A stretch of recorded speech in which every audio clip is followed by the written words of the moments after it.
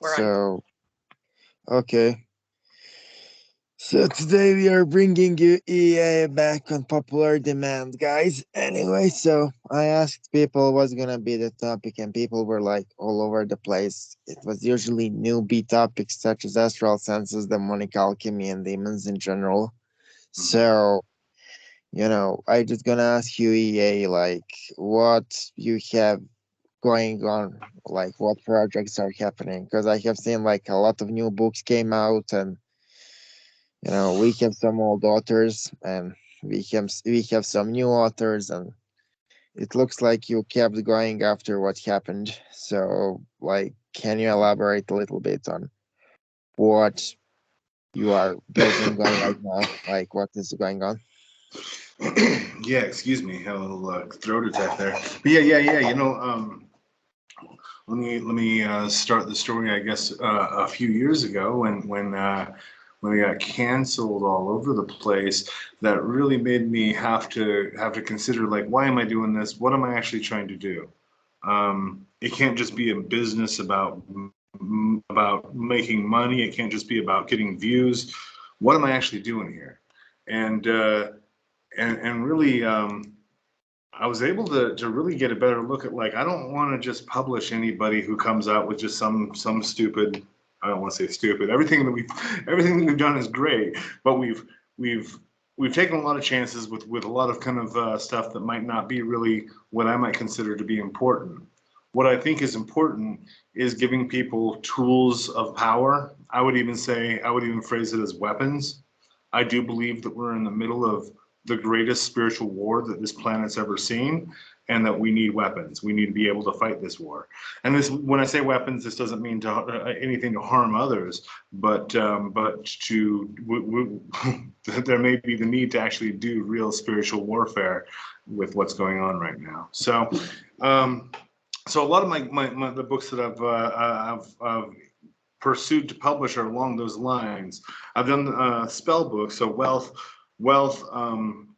self deification, I think, was the last spell book that I did, and then spell books on vampirism, or not spell books on vampirism. Sorry, MD Blackwood has done his books on vampirism, and I've hit necromancy. So those are some of the things that I've done in the past few years. Right now, the work that I've been working on for actually 2 years has been an alchemy of Satan. I For the past several years, actually, I've been trying to get in to fully presence Satan in my life, to have a closeness, a personal connection with Satan, not just in a personal way, but also in a working way. I've wanted my work to actually be Satan's work, and that has come into alignment with this first piece that he's put into place. That's called the Zoesha, Ars Zoesha, which is the magical art of demonic alchemy applied to making your life better, to actually improving your life here and now, and ascending here and now. So it takes the focus off of any kind of astral plane or anything like that, and it's all happening right here and now for you. So that demonic alchemy has been really cool. That what we've seen in working with these demons is, we've been able to extract specific powers from each demon. In fact, three powers from each demon. We've gone through the demons of the Goetia, as well as just favorite demons that we wanted to bring through this process, and each of them will give us three attributes or elements of themselves that we could then use and recombine in this alchemy. So that'll be coming out hopefully around Christmas time. So I'm super excited for that. Mm. But yeah, Okay, that's what I've been so up to, is so exploring it. But so yeah. there is like a question I'm really interested in asking as a host for this interview, and it's like a practical question. So I basically get a lot of cases. I don't know how to even call them because those kinds of situations are not necessarily a situation you can charge money in. So I wouldn't consider them cases. I would consider them instances where people basically think they are working with a higher entity and they are in reality not, and whatever they are summoning starts attacking them and vampirizing them. And that's not how higher kings or higher ranking entities behave, because if they want to destroy you, you are basically dead in 5 seconds. So whatever is messing with your head and vampirizing you, it's probably not what you think it is. So Hmm. what is your advice in not entering into that situation for all of the people who are having a risk of getting into that situation or into that situation currently? Like, what is your take on that? Ooh, that's okay. So a couple things could be happening there. I guess I'm gonna say I mean sure there's like millions of things that could be happening. I'm seeing three main things that it could be. So it could be that entity, let's say like Azazel or Lucifuge or Satan. It could be that entity that comes. For the most part, if an entity has if it doesn't like you, it's not going to come up when you even call it. It's going to ignore you. It's got better things to do than even worry about you. And so that's most likely not that exact entity that's doing that, although it's still possible, I guess. Um, so the other option would be that this could be like a wandering malevolent spirit that's an imposter. There are a lot of spirits that are imposters, and really, the only way you could know that is if you've ever had real contact with the actual entity. Like if you've ever sat with Azazel, an imposter just couldn't. It's a completely different person. It's like a stranger coming in and trying to tell you that it's your grandmother. It's not your grandmother. You can look at them and see that.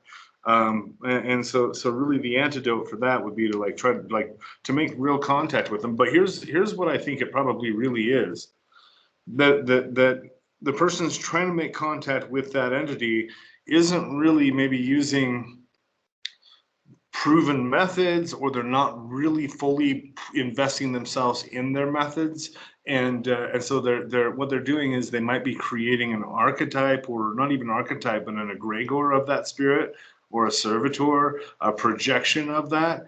And because it's a projection of their own consciousness, it also takes all of their self-destructive and self-sabotaging ideas and starts playing those out. So because if they're not aware they're creating a thought form, then that thought form is going to be created from the shadow, which is the unconscious, which are all the things that you're not aware of. And so that's probably actually what's happened in a good deal of those cases. Um, yeah, and that's really hard. That's probably, I'm going to be honest, as far as like practical questions of the occult goes, like that's one of the hardest ones, is how to know if it really is that entity or if it is like an Oh yes. egregor. I mean, There's like what do you guys there's what do you no guys think about? scientific lab test for it, really. I mean, Right. we just go by, interpreting these patterns, right? So it's Yeah. like it's just not, and that's something that like people can use to gatekeep too. I've had, you know, people tell me when I tell them about things that I channel, like, oh, well, that's just a job, that's just a bad spirit, that's just a whatever. And it's like, well, how the fuck do you know that? It's like, if I can't use my psychic senses to navigate, I don't have anything to go by. Like, Yeah. that's what I I have to mean, resort to. the only like the only real roadmaps that are there is that there's this could be folklore, I don't know, but it's that a spirit can't sign a name other than its own name. And so this is one of the big things. But then again, when I take any of my packs to Azazel, for instance, he didn't actually write Azazel. He put some strange letters on there that I don't know what they mean. And so I don't know. But that seems to be the only test that's out there, is that you're supposed to pass them your journal or a piece of paper and have them imprint their signature on that, and then you can view that and see if it's theirs. But like I said, I've got 5 packs on my wall, and not a single one of them has. Oh no, Balls Above is the only one that actually signed his name. Hmm. Lucifuge signed LR Hmm. on both of his packs, and then Azazel put some strange alien letters. So I don't know. And they sign them in what manner? So they sign it in an astral imprint. So in your psychic vision, you will see it. The way I see it is, it looks like I can see the aura of the thing that they've signed, and so I'll look at the page, and that particular spot I can see what should be there, and so then I'll just trace over that. Interesting. Yeah. Interesting. What are your thoughts on that? Like, I can see that's sparking some light bulbs in you. What's your first thoughts on that? Well, I've had this conversation with Dimitri before too, where sometimes I think the things that demons do, people think are parasites because they don't fall in line with their fluffy philosophy, you know? And so I think that sometimes when people experience parasites, they might actually be the darker aspects of those spirits, you know? I mean, demons are not like, I mean, they will fuck with you. Like, I don't know why this is like shocking to anybody. Well, you know, even to the point that in my, so I went to Iceland a few years ago to there's a crater there at a place called Dimmu that it's a crater that supposedly Satan was made when Satan landed to Earth or fell to Earth, and it takes exactly 1 hour to walk counterclockwise around it. And so I went and did this, and this is like a sacred site in satanic mythology. And so I went and did this, and I did have a real intense connection for the rest of the week with Satan. And what that culminated in was him showing me and telling me very specific things in my life, the most painful experiences of abuse and whatnot that I've experienced in my life. And he said, I want you to know, I was there feeding off of all of it. And I was like, whoa. And he goes, just don't mistake me. I'm not the good guy. He goes, I didn't cause those things to happen, but when you guys use your free will to do evil things, we are there feeding off of it. And so that does give you an idea that that people do have this idea, especially when you get like new agers that have come into black magic and are kind of trying to make it all fluffy and light, but it's not. Yeah. I've had them tell me that they're amused by my pain. Oh, totally. Yeah. Yeah. That's always a fun one. Yeah, they're like, keep feeding us, all of that suffering. It's like, fuck you. Okay, so and here is the thing. go ahead. Like, what my experience with them is basically is yes, they tend to cause chaos and havoc if you work with them long term. If you work with them short term, they tend to help you in the beginning, right? So how would I describe them is like, you know, when you are like hanging around gangsters in the beginning, they are nice, but after a while they create chaos in your life just by existing, basically. And that's how work with them mostly goes, is they create chaos in your life not by doing anything, not by having any agenda, but by simply existing in your space as a form of being. They create havoc. Now, okay, go ahead. Sorry. I just want to interject there real quick because there's what's instantly coming to mind is actual chaos theory. That when something looks chaotic, if you watch it for long enough, you start noticing there's a pattern there, and it's like, oh, that's a pattern and an order that I thought was chaos until I observed it. But then you start observing that pattern, and it breaks down, and it becomes chaos again, and then resumes after you watch. So it's like this whole. It is like a in our even in our perceptual nature that we're experiencing things as shifts in chaos and order, and I think that you're well, okay. So also another thing that makes me think of Dimitri is voodoo, right? So voodoo possession specifically. If you fight the possession, it's really rough. If you give into it, it can be pretty smooth and actually is almost a beautiful dance when they enter you and they take over.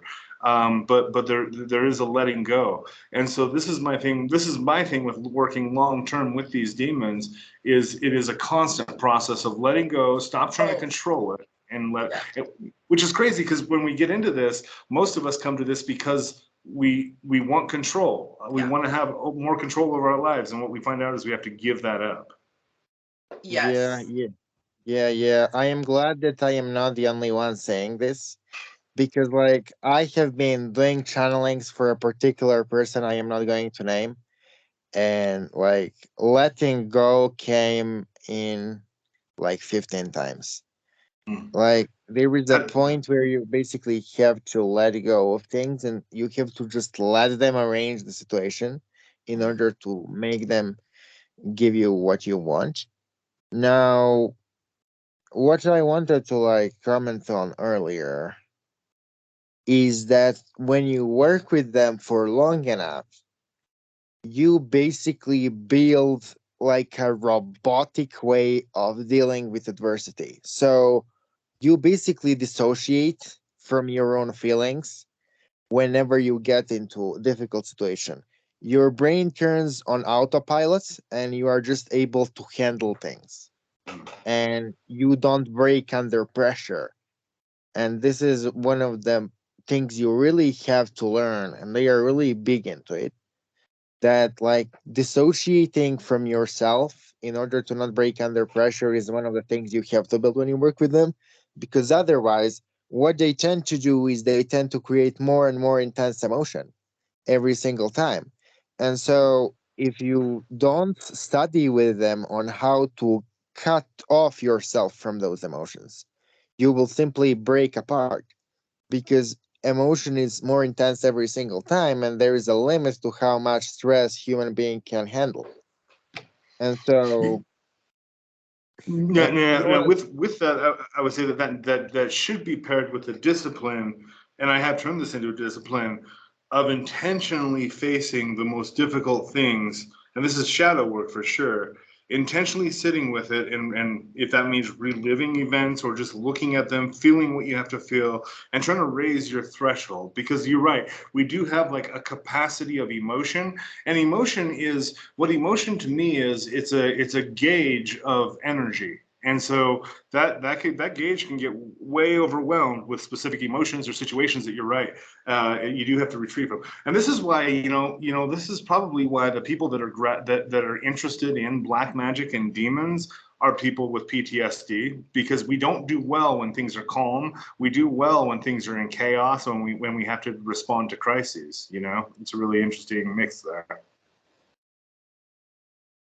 Yeah. So I'm curious. I've heard you say, I don't know how many years ago this was, but that you basically decided to draw a line in the sand and stop working with angels. I'm curious if you still adhere to that. And then where does Samael fall into that? If you do you just not work with any angels, like point blank, or what how does that what does that have any role in your experience and practice currently? Yeah, well, let me address the Samael question first, because that's excellent. I do not consider Samael to be in the class of regular angels. He's not an angel at all. I consider him to be above the position of a god. I see Lucifer, Satan, and Samael as being the three, I don't know, primary dark gods or adversaries, and so I think there's been some the mythologies have really done interesting things with all three of them and made them into things that they really aren't. But I think those are the three original adversaries, and so I definitely work with Samael. I wouldn't say I work with him But intensely or regularly, but I definitely work with him. yeah, yeah. Well, do you find though, I mean, he does I mean, he is very religious. Like, One translation of like Samael's name is the Venom of God. Uh, the way that I've come to see it is more, it's the righteous venom. He is the righteous venom, and so he unto himself, he's religious in that he is an aspect, I think, of every religion that every religion doesn't necessarily adhere to, but it's Samael supposedly that struck down Sodom and Gomorrah and turned them into salt and such, and so this is but it's not necessarily commanded by God, but the aspect of destruction in its most pure, potent form. Which I think a lot, the angels as a whole, maybe they could be considered that, because another angel that I have worked with, because I did years ago, I did a ritual where I did completely draw that line in the sand, specifically though for my temple and for my practices. And so what that means is angels are not allowed inside this temple. And so if I want to call, or I have a need to call in an angel, which again, it's not for me, it's usually going to be for a client. And so like I'll call Raphael for healing. That's really the only other angel I'll work with besides Samael, if we consider Samael an angel. And so I'll always take him outdoors in the daytime, out to some natural, either a garden or out into the forest, somewhere that's natural, that his energy is going to be present. And that is something more and more I think is important in your magic, is not to just do it all from your living room, to actually either make sacred space or go and find sacred space to do these things. Yeah. Oh, I mean, gosh, I was doing quite a bit of traveling over the summer, and nothing worked as planned because of the spirits. I ended up getting stuck in a obscure Eastern European country for a lot longer than I had anticipated. Thanks, Lucifer. But yeah, we went to the ancient Roman temple to do rituals for Lucifer and for yeah, for Apollo / Abaddon. Yeah. It was just something that he wasn't going to let me go home before I marked off my checklist. So that was cool. And I really wanted, there was like this crumbling pillar, and I really wanted to take a little piece of it with me. I was like, it's already crumbling. Why can't I just take? And the spirits were like, no. And so I took a little piece of the crumble from the pillar, and I put it in my mouth, and then I put it back. And I was like, that's my communion with ancient Romans. That's cool. That's really cool. But yeah. when I was working through the Norse magic, specifically when I was working with the frost giants, it was middle of the winter, and so I was like, I'm gonna go take all my camera equipment and everything and go film some rituals out in the snow up in the mountains.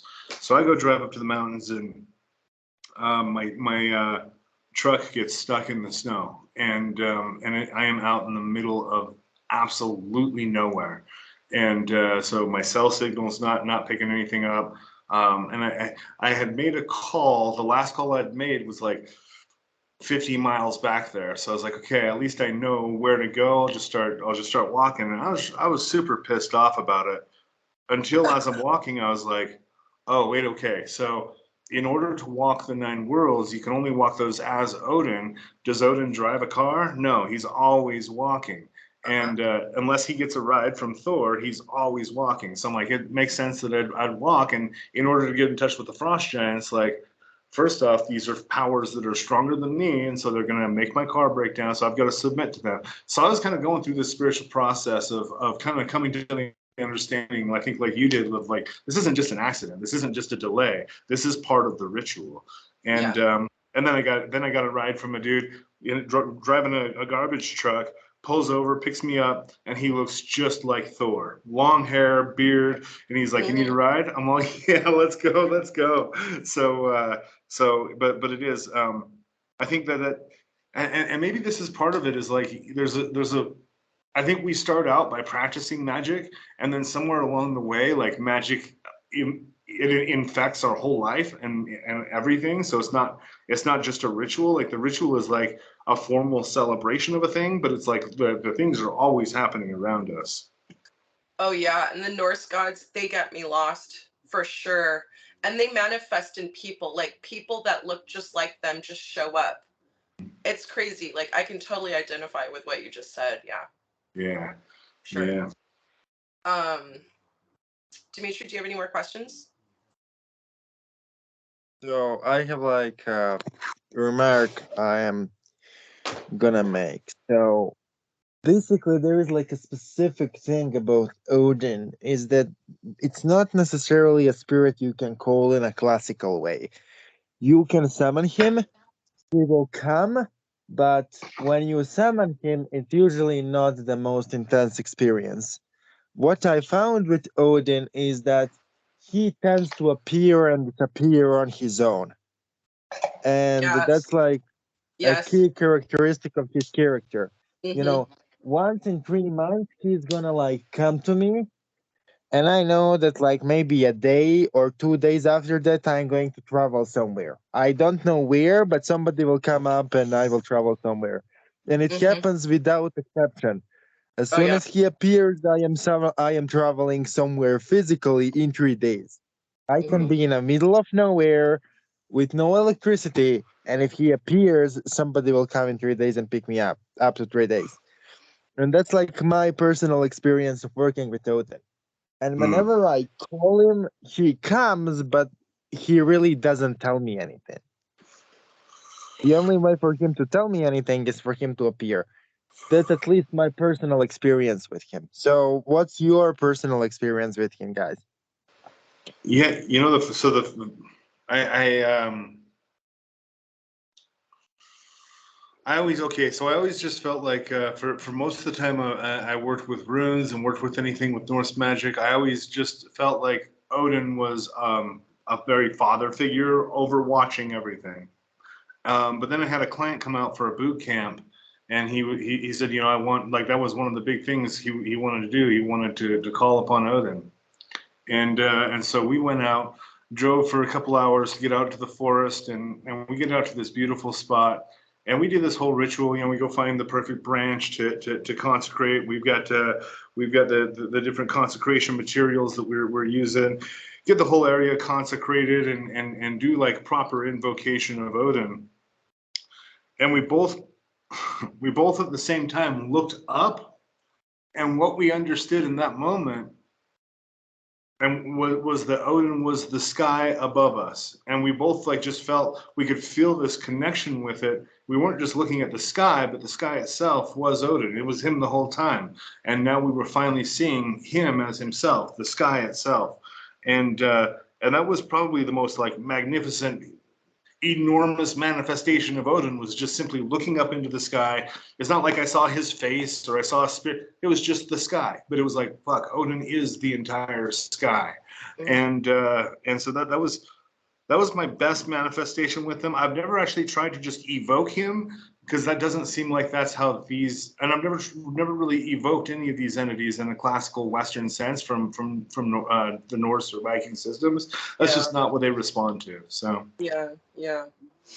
Yeah. but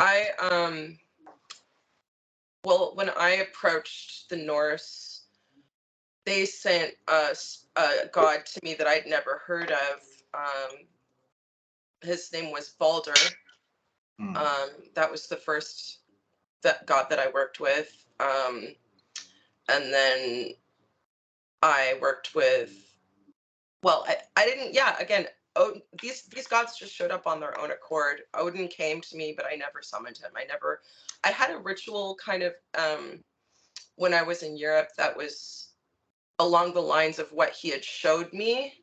He talked about he showed me a ring of stones, and he said at the edge of the circle. So I just did that kind of like to tap into whatever he was trying to impress on me.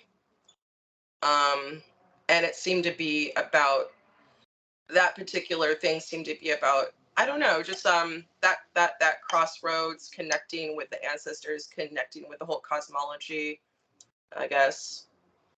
So Yeah, yeah, because I feel like that is the thing. Like you're saying, Dimitri, if you're trying to get just like an embodiment, materialization of Odin, it's going to be really small and weak. If you open yourself to who he really is, he leads to, like you say, everything else. He is the gateway to everything, and that really is that's his function in that system is that gateway, the Lord of the Crossroads. yeah. So when we were talking about channeling just a little bit earlier, I wanted to ask you, because this is something that happens to me very regularly. where spirits come and they talk to me in different languages, and I have to translate it on Google Translate. Is that something that you run across?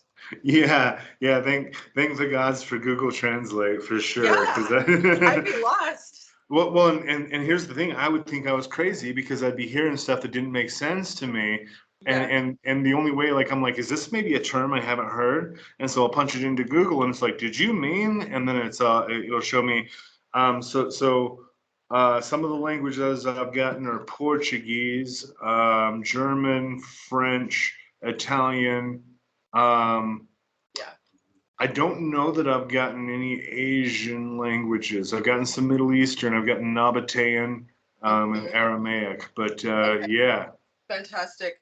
Yeah, I've gotten French, German as well, Latin, Greek, Arabic, Yoruban.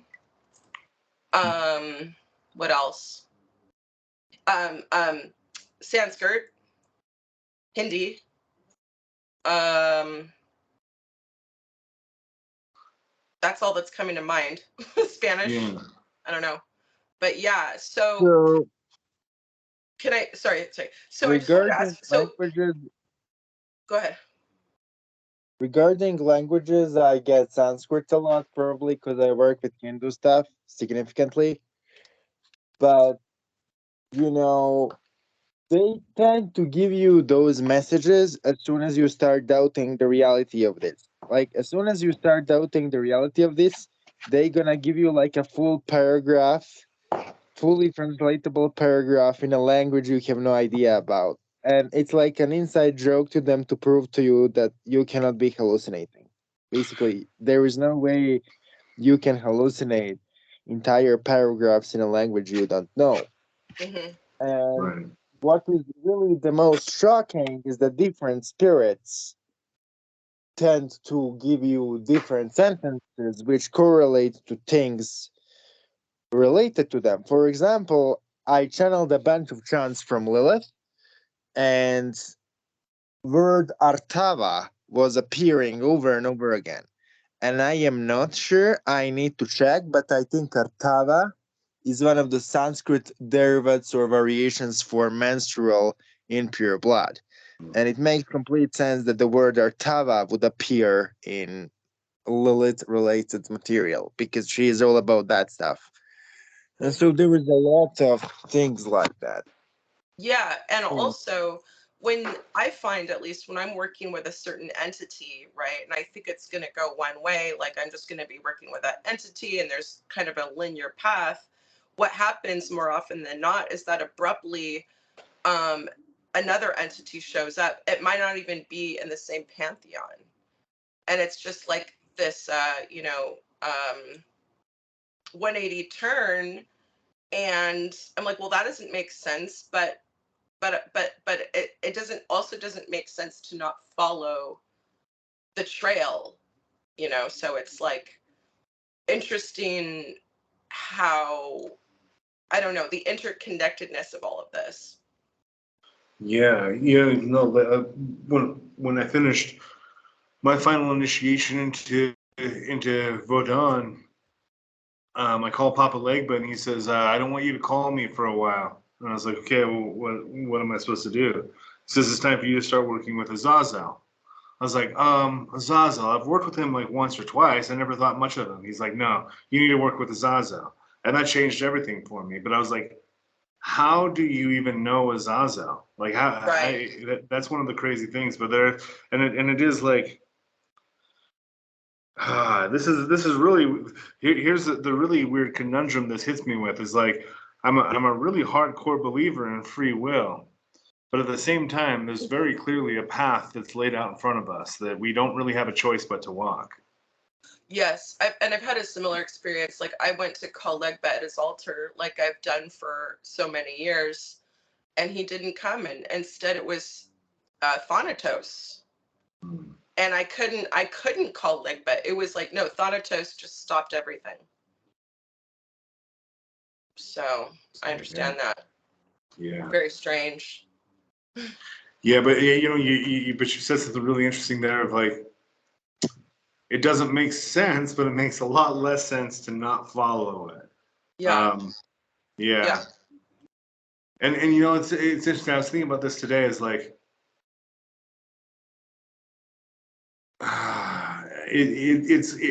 the everybody has this little intuition, just a little like, don't put your purse down there, you're gonna forget it, or whatever. Just that little voice. And as you pay attention to it, it's not like the voice gets louder, but you just get really clear with recognizing it and hearing what it's telling you. It gets crazy clear. This is that it's actually that same little voice that's the way that you communicate with spirits, is they can tap that and actually send you entire sentences, but you have to get really good at trusting your intuition.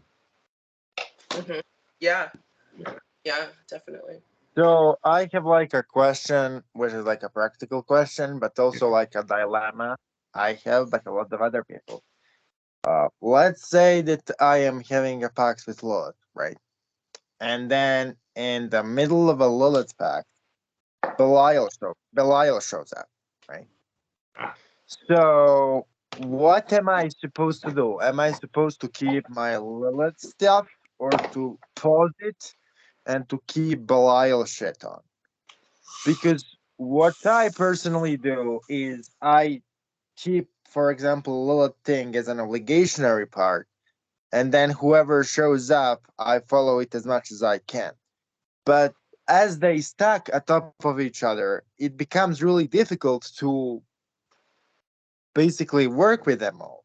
And so what Impossible. happens is they keep coming and coming and coming, and it Yeah. just stacks. And I find myself doing rituals 5 hours a day because Yeah. they just stack atop of each other.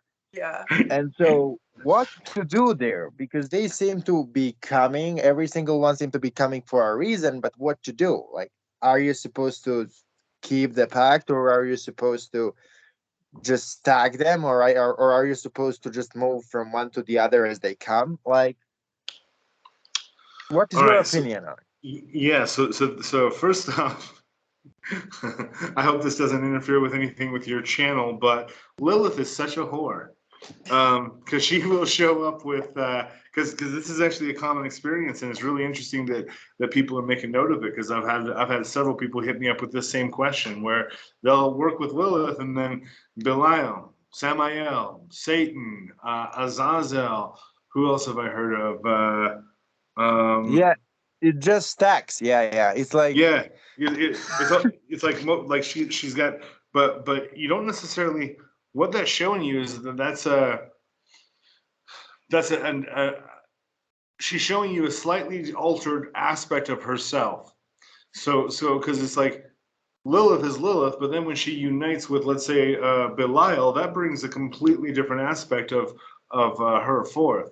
And so I don't know that you necessarily need to then like make another pact with Belial, but I think that that's just telling you, like, here's the form she's taking, and she's taking on Belial's aspects. Because what's happening here is here's here's this is just what my crazy magical mind is giving me this, and so it might be real, it might be bullshit. It's a really interesting thought, though, is I think that what's happening is, with your pact, Lilith and whoever she brings forth are uniting and having a magical child specific to your pact. And so that there is an actual new demon born that's going to carry out your pact, and that demon is born out of her and whoever's come forth. That's just what I'm thinking. I don't know. What do you guys think about that? okay, so basically, this seems to make sense. I wouldn't necessarily use the same words, but the point is the same. Is that she tends to be extremely controlling in a way.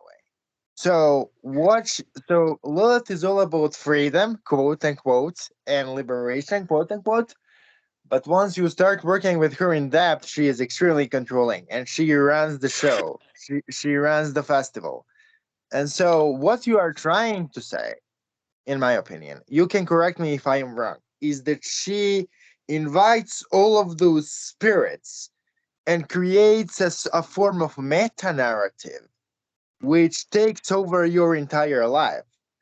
And basically, as soon as that pact is signed, and if you are serious, and if you do it daily, and if you are not bitching, and you are not cutting corners, she creates a meta narrative for you.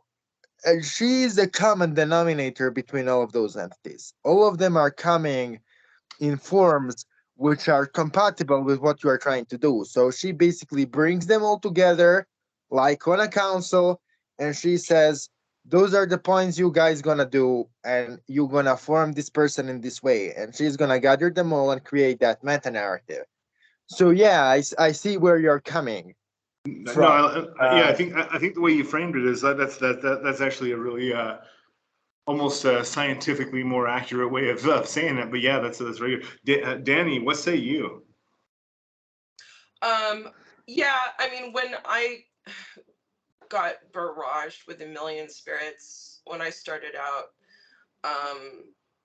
it would seem like it was Samael was behind the helm there. Yeah. Yeah, yeah, yeah. Sam was running the show, yeah. Yeah. And like what seems to happen is, so if you look at the essence of the spirits who are coming, right? It looks like they are different spirits, but like if you go into the core of the matter, they are usually trying to teach the same thing. For example, I had Lilith showing up, I have Belial showing up, I had Veles showing up, I had fairies showing up, I had celestial spirits showing up, right? But if I peel down, what they are trying to teach me is the same thing.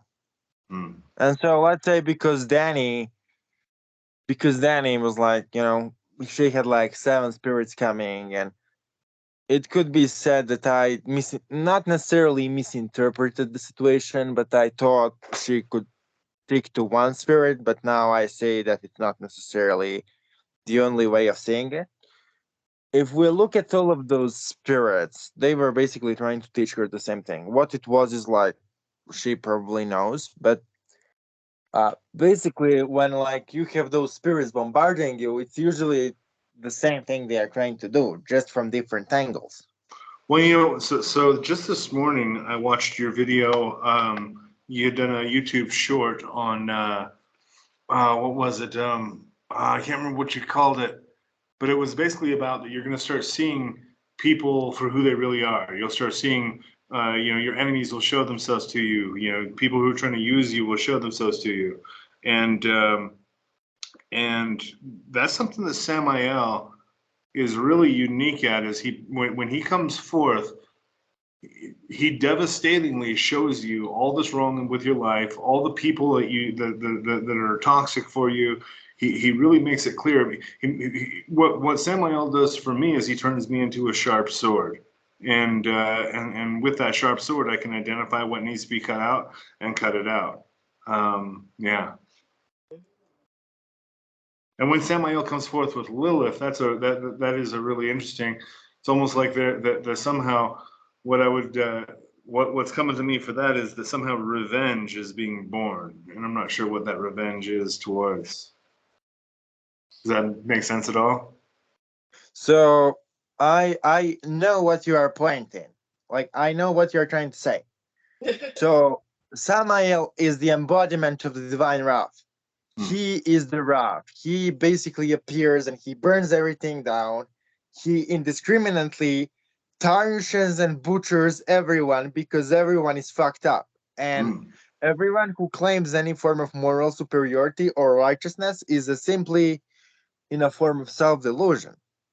And Samael, now I wanted to like talk to you about this because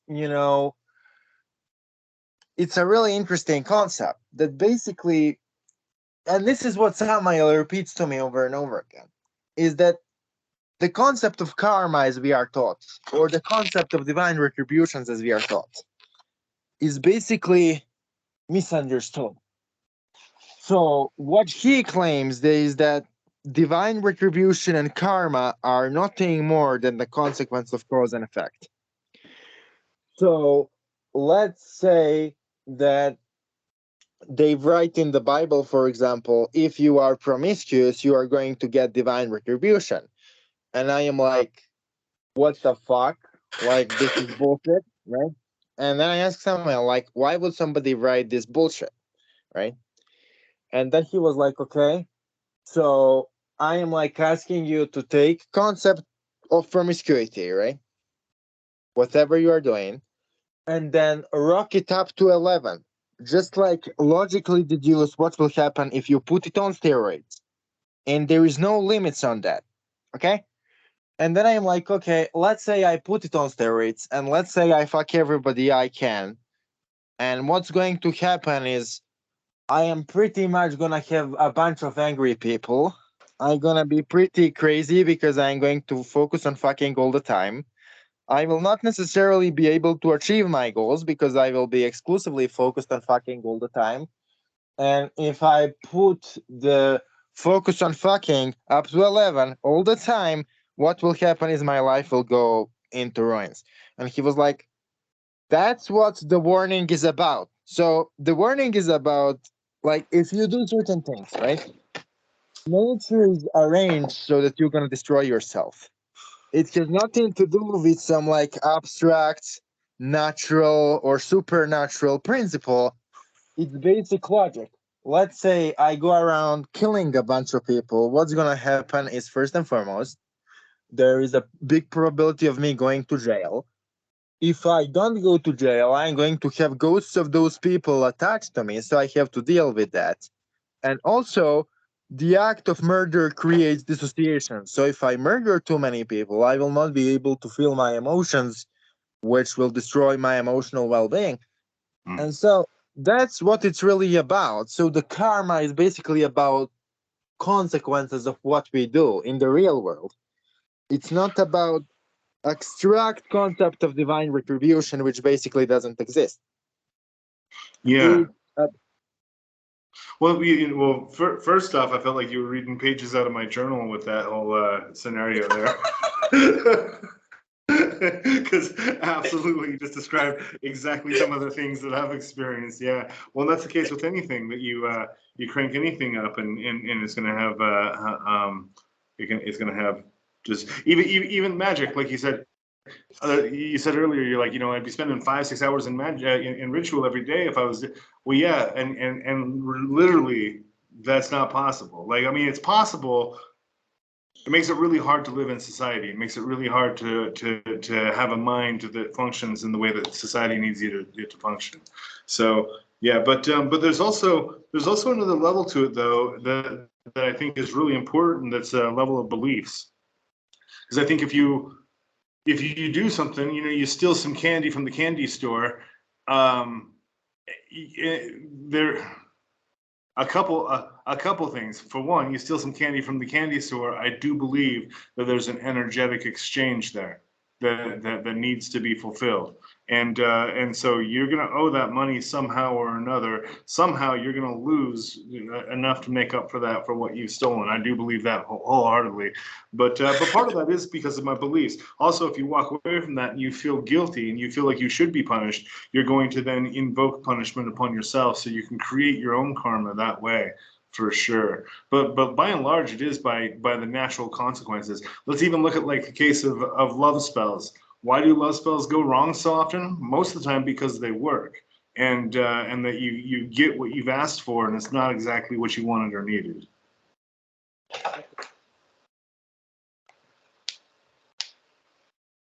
yeah, but like, I so you watched my last short video, which is like a compliment because what YouTube did is it basically buried my shorts. So before, like, it was 1,000 views per short, now it's 300. So you watch them, it probably means that you have some benefit from them, and you are not anybody. So it's a form of a compliment to me.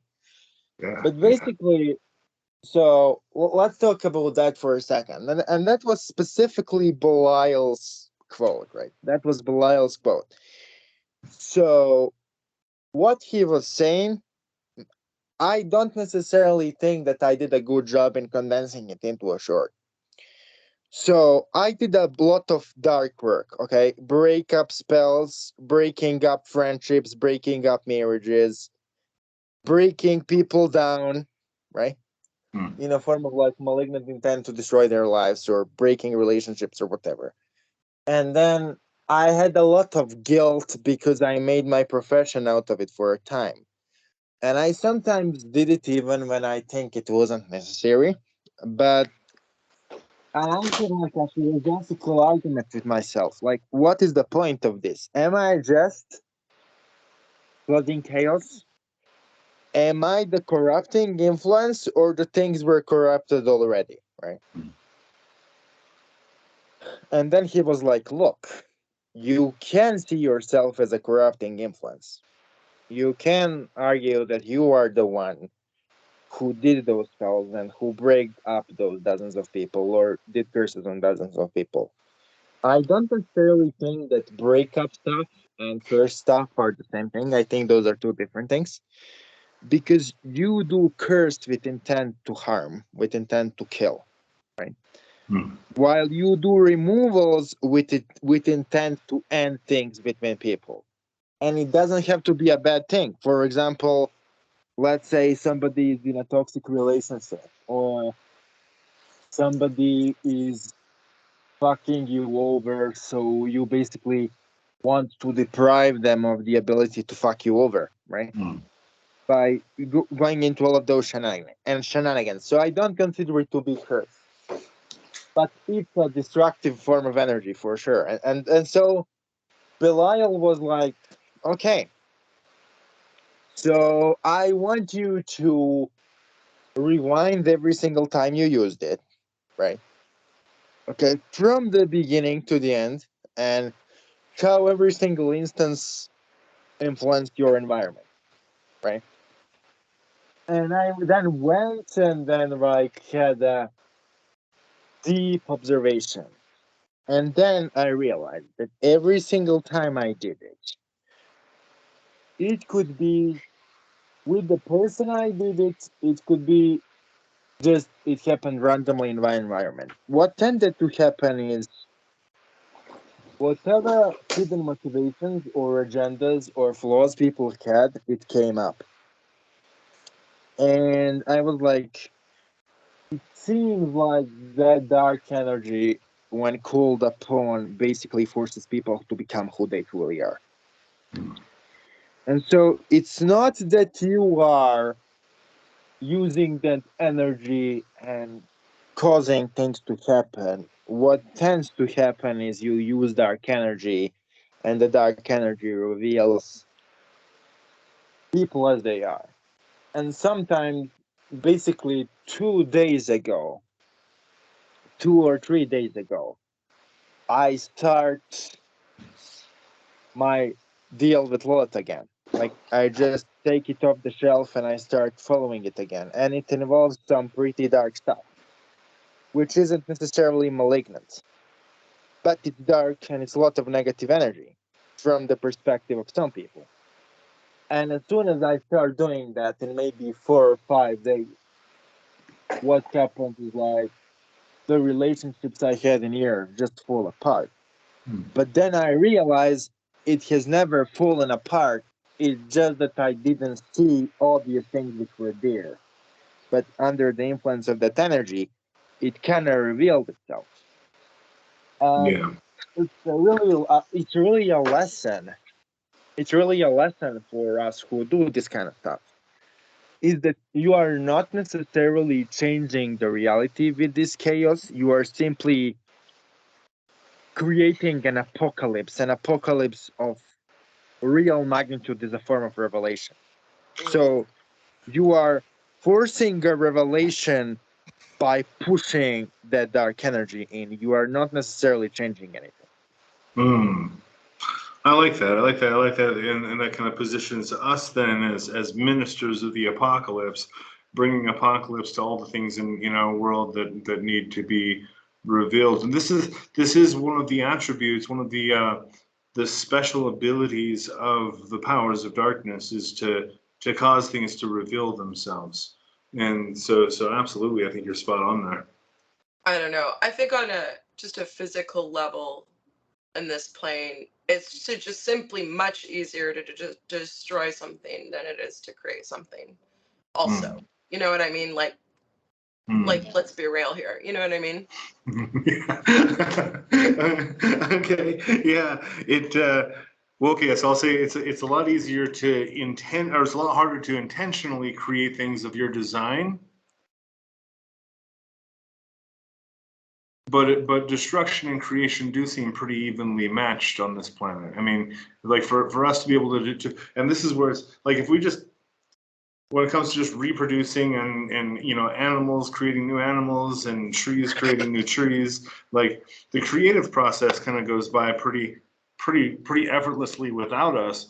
But I think where it really comes in is where we're trying to take a river and make it into irrigation. You know, we're trying to use the natural world to our advantage and shape it and mold it. And so I think that's where creation really, because we're going beyond just creation. But I don't know. It does seem like there's like it is a constant interplay between those two forces.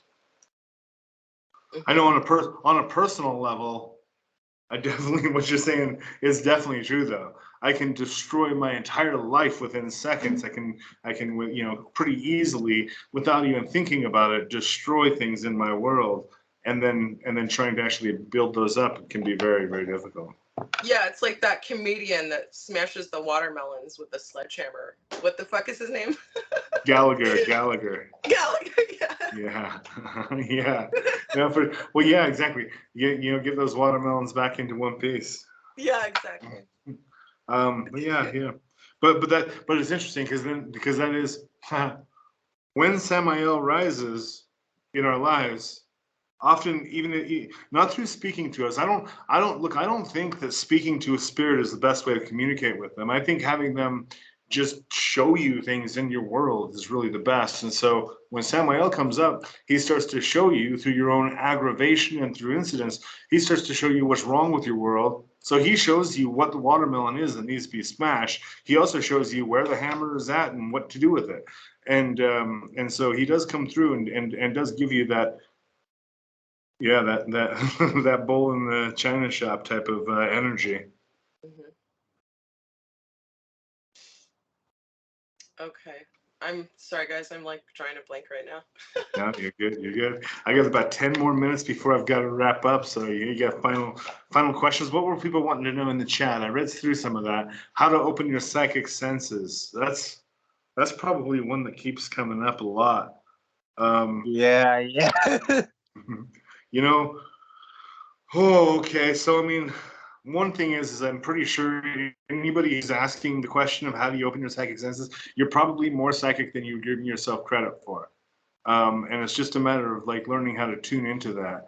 So one big thing is what spirit do you want to talk to? That's the first thing. And so figure that out. If you can find the spirit you want to talk to, get their sigil, gaze at it, call their name. I just use simple, just Azazel, I summon you. Azazel, I summon you. Just over and over. That's good enough. You don't have to like read crazy incantations or anything. And get in contact with that entity, and then start asking it questions. I would have questions prepared. This is one of the big things with okay, so I've got 2 rules of spirit communication that really serve me well. The first is that if you want an answer, you have to ask a question. So ask a question that actually makes the spirit have to answer you. And then the second rule is once you've asked the question, anything that happens is an answer. And so if that's birds that start chirping at you, sirens that you hear, or thoughts that come into your mind, or feelings that you have, anything that does happen, write it down right away before you can let your mind start getting in the way and telling you all kinds of excuses. Write it down. So yeah. And then I guess the third thing that doesn't really relate to direct spirit communication, but to enhance your ability to see, I want to say to see signs, because that's really where it's at, is you have to start, when you start seeing signs, you have to acknowledge them as being signs. If you just say, oh, that's just a coincidence, you're not going to see that many of them. You'll just have a world full of coincidences. But if you start seeing, oh, like that bird, there's a bird up there, just as I'm thinking about Belial, there's a raven, there it is again, that's a sign. If you see those signs, you're going to start living in a world that's filled with signs. Yeah. And it kind of goes back to what you said about getting out there in the world too, because if you're just holed up somewhere, you're not going to get as much signs, I suppose. Right. Yeah, yeah, that is a reality of it is you know, Dimitri, you had done a video about this as well, where you were outside in this beautiful like grassy field, and you're like, hey, look, you know, go outside, get out into the world. This is where you come. You know, don't I can't remember what it was called, but it was like, don't neglect this important aspect of this. And it's like, yeah, that is extremely important. Get outside, get out into the world. And you know, and here's what I suggest is like, be really be ready to jump at whatever your intuition tells you to do. So like, I'll get in my car and have no idea where I'm driving, and I'll just drive into town, and then I'll think, oh yeah, there's this antique store I wanted to go check out. So I'll start driving to that antique store, but then I get distracted by a store I never even knew was there. I go in there and I find exactly what I was looking for. And so let yourself be just drawn to where you need to go, where you need to be, and sometimes, you know, a lot of times it's just be out. Go get a cup of coffee and sit down and drink that cup of coffee. Put yourself out in the world a little bit. Yeah. And then, you know, sort of as a counter to that, what I've been getting the last few months from Spirit, which has been incredibly frustrating for me, is that they've just been telling me to wait. I mean, literally every time I ask them a damn question, they tell me to wait. You know, they're telling me in different languages to wait. They're telling me in every fucking spirit that I talk to is telling me to wait. So do you ever have that happen to you where the spirits are just like their lips are sealed and they're just like, wait?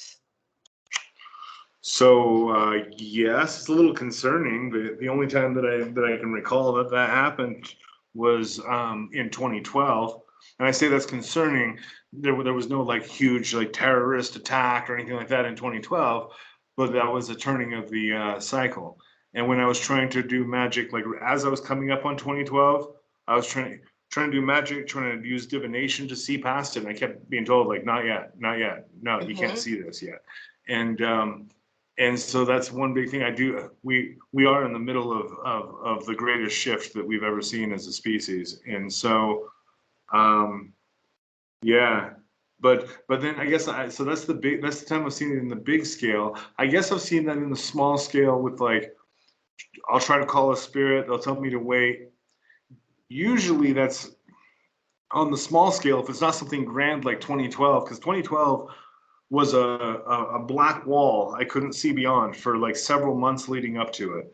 And then once, and I do believe I do believe that in 2012 we all shifted to a new reality. And I think that ever since then we've been skipping through realities. I don't think we've settled into a reality. I think we're skipping like a stone across the water right now. But anyways, on the small scale though, if I sit down to do a ritual, sometimes the spirits don't come and they actually do have like, wait, or the message I'll get is like, I need more information. And so usually if it's a ritual for a client, I'll get back with that client and say, hey, what are you not telling me? And then there's a whole other angle there that they're not telling me that actually makes the ritual possible. Or I need to wait maybe even just a few days to see the situation I'm trying to work on. It's still evolving, and after a few days, I'm like, oh yeah, glad I didn't do anything to that because it's exactly where I need it to be now. You know. Well, what I'm getting is that, yeah, what I am getting, I mean, well, they're not being pessimistic about it. Like some of the spirits have even teased me, like Baron Samdi told me to wait along with all the others. And I said, wait for what? And he said, your presence. Um, I've had all kinds of other ways that they're telling me this. So it doesn't have like a doom around it or anything. It doesn't seem like it does. But I feel like it is pertinent to this particular time in sort of a grand scale. So I feel like I'm not the only one that's kind of in that boat. I feel like it's something that maybe a lot of other people are feeling. Yeah, no, I can verify that that's something I'm feeling. Not necessarily the message of wait. Mhm. I guess the message I'm getting is more like wait for it. Like wait for it. It's like there's about to be fireworks going off, and I'm not sure what that means or what to do. Because it's funny because it's like I've been asking lately, like, what do I do to prepare? I can tell some shifts coming. Like, just hold on, buckle your seatbelt is all you can do because it's going to get wild, and it's not necessarily it's going to get rough. It's going to get wild. It's going to get interesting, and so it's like all the preparation has been done, and all you can do now is wait. Is the feeling I've gotten for sure. Hmm. So yeah, um, and you know one thing that's really interesting with this is a lot of us have been maybe secretly developing greater powers, like to the point that it's really clear that we're.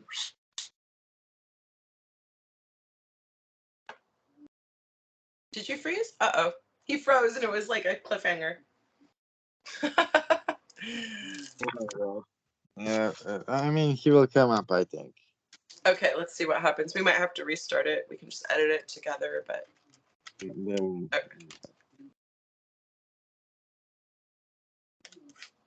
um okay, maybe we should restart the. Oh, there you are. Do you know that you froze? And we missed Okay, that good. whole thing. Okay. Okay. I missed the whole thing. All right, let me Yeah, start yeah, yeah. over. Okay. But So in the so past, you said oh, what, sorry, you were saying you left off at but okay, so over the past few years, I would say the past 3 years, many of us have been developing our abilities to a crazy point where it's kind of scary. It's kind of scary to notice how tuned in many of us are becoming. Our psychic abilities are stronger, our magical abilities are stronger, the spirit speaking to us is clearer. Everything is increasing and it's at an exponential rate. We are unfolding massively.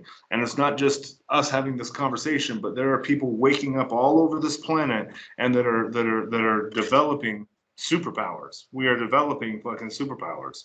It's really a nutty thing, and I do think that that there's a leap that we're making. It's not even. I used to most of my life I've been like, there's something ahead of us. There's something ahead of us. It's not ahead of us anymore. We're right in the middle of it now. yeah, well, it's interesting too to see the emergence of spirituality into media as prominent as it is.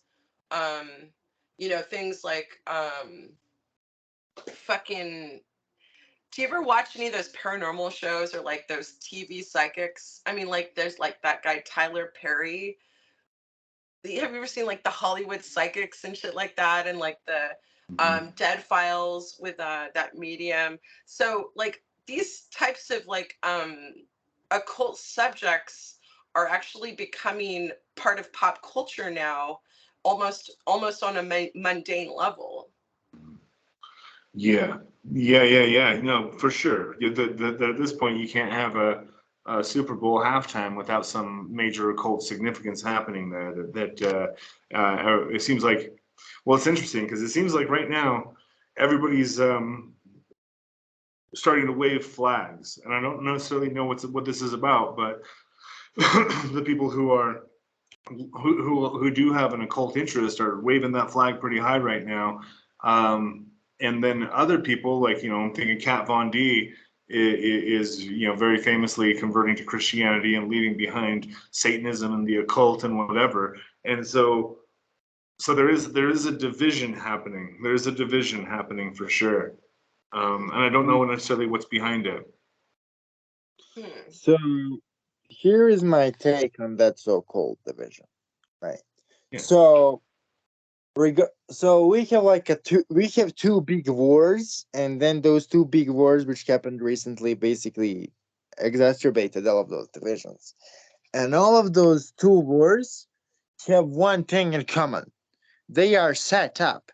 So basically, regarding Russo-Ukrainian war, like I have a lot of people who work in the military and in my family, and also like I am like in a weird place where I am kind of outside of society, but I talk to a lot of people.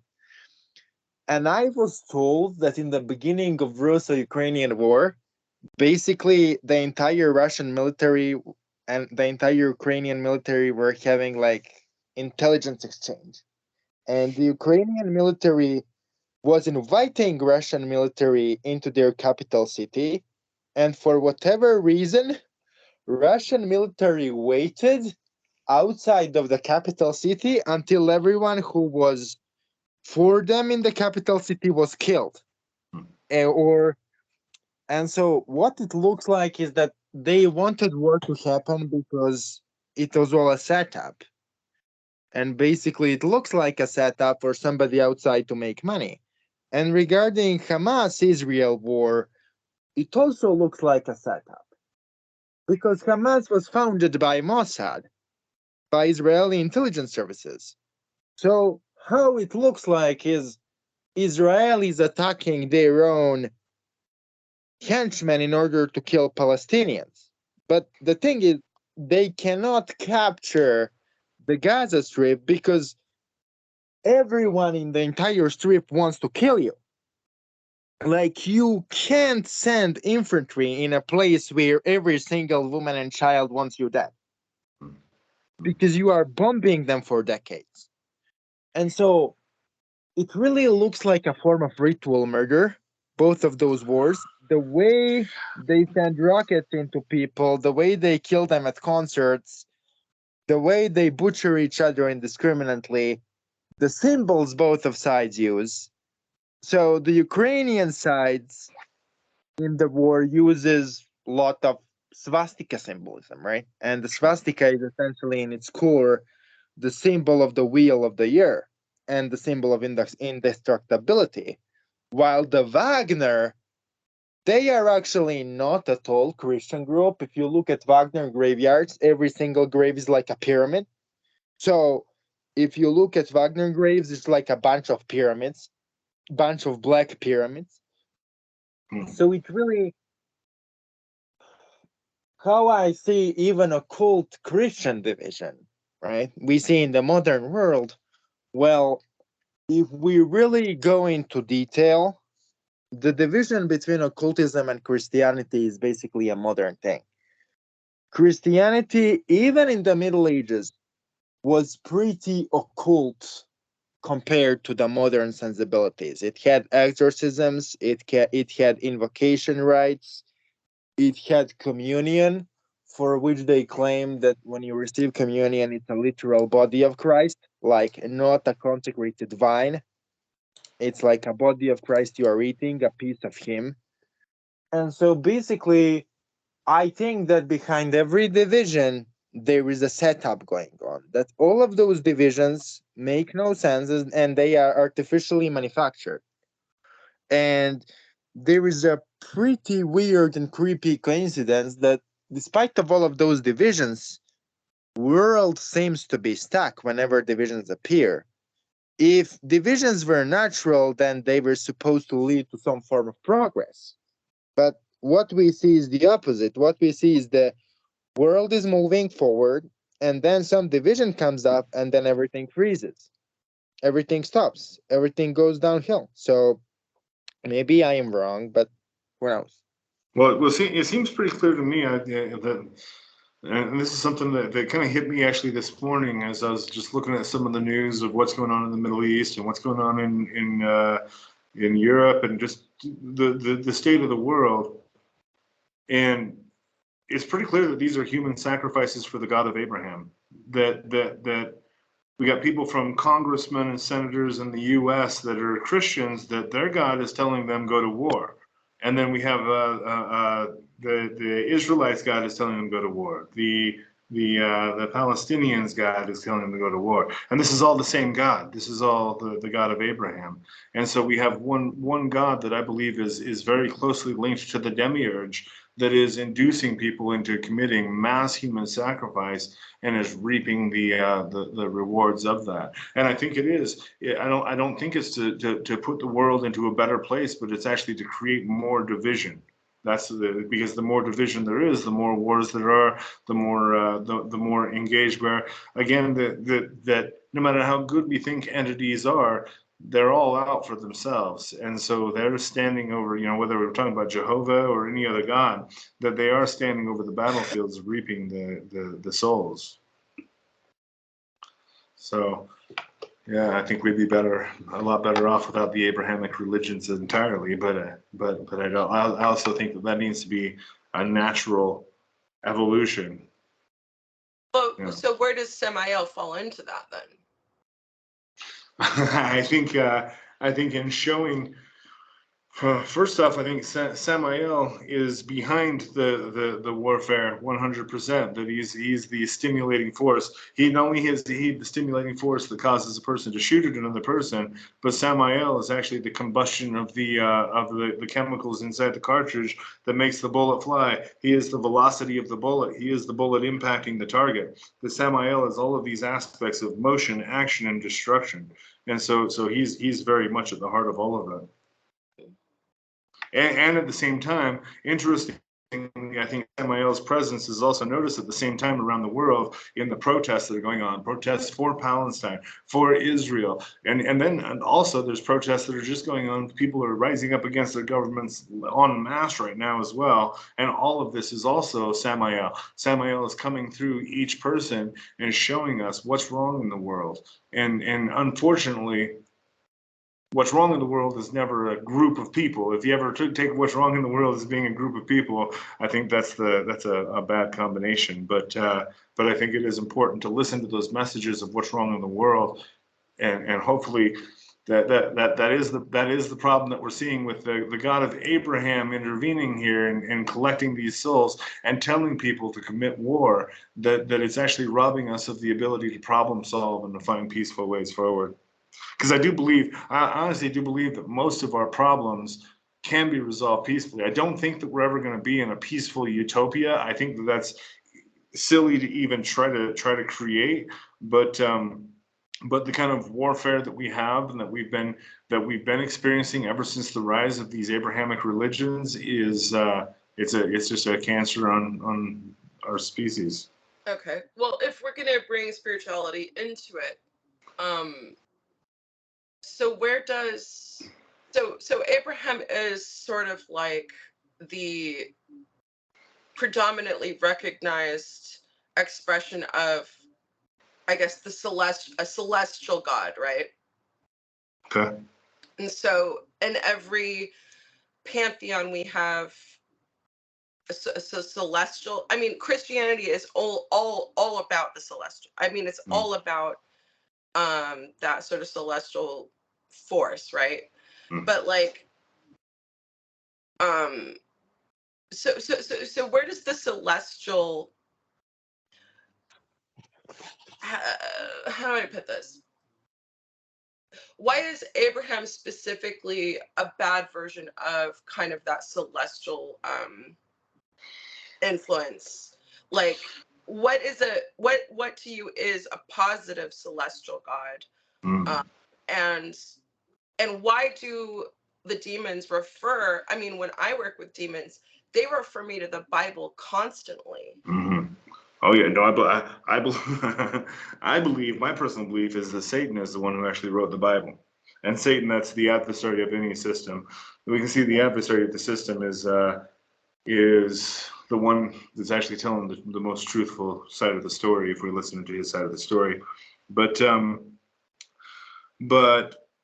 what's wrong? Okay, because we do have in every religion we're trying to find that celestial, that most high. We're trying to find the most high, whichever system that is. So what's wrong with the Abrahamic system? Well, that most high. When I say the Abrahamic system, this is Abraham, the prophet that received that received everything from God, that then created Islam, Judaism, and Christianity. And all three of those have one principle that makes it a cancer, and that is that it is the only path to that most high. So every other system, people who the Norse who worshipped Odin as being that embodiment of the most high, It's okay that you don't worship Odin. You worship whatever you want to worship. This is who we worship, though. That's our avenue. That's not the attitude that the Abrahamic religions have. Unless you find it by us that they created the largest in-group, out-group mentality that this planet's ever seen. And so without that, and if that one principle of like, hey, it's okay if you find your most high in anything else, but we found it here, there would be no issues with those religions, and they wouldn't be killing each other right now. Oh, well, I don't know. I see religion as just groupthink. And I'm not interested in that. Nor am I interested in politics, really. I think politics are stupid. And politics is the same thing. Religion and politics fall in the same thing. Divide you, make you feel like your neighbor is different than you and that you're somehow better. And I don't, that's bullshit. Yeah, but like when the hordes of demons came, there was, some celestial sprinkled, there was some interesting other spirits sprinkled in there. Methuselah was part of their gang, of all things, and Methuselah said, prepare when all be known by man, which is interesting. And then Anu.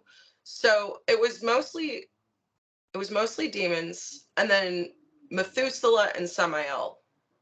And Anu. So I don't know. It's like, No, are we dividing? Are they divided, or are we dividing ourselves? We're really the divided ones. We are the divided ones. And with that, I actually believe humans are really unique in that we are a walking gateway or crossroads between the divine and the diabolical, the physical and the spiritual. That we are all of these things encapsulated in one, and so we can equally reach out to both. And so the interesting thing is, the demons and angels can come forth and they can attend to you equally in the same space. They can cooperate perfectly as long as they're working on the same thing together. I've seen that a lot of times, and it is kind of confusing because it's like, wait a minute, aren't you guys supposed to not like each other? But that's not necessarily the case, especially if they have an aligned intention that they're working on the same goal. So yeah, and it could just be possible that, because I've seen that like, we don't want that spirit around, or we don't want this spirit around. I've seen that with the spirits, but it's, I wonder if it just has to do with like the purity of they're trying to keep the integrity and the purity of what they're trying to do. Yeah, and there's a communication in all of that. If spirits show up, especially if they're not the specific spirit you called, definitely take a note of that, because there's a communication in everything, the way that they show up, what kind of clothing they appear to be wearing, what color their eyes are. All of these things are different communications. All right, guys, I do have to tap out. I've got to go run to an appointment that I've got to get to, but it's been awesome chatting with you. Yeah, great to see you. Can't wait to do it again. Have a great day. You do the same. Thanks, guys. Bye. Bye. Don't end the call, Danny. Okay. Don't end the call. Let me stop the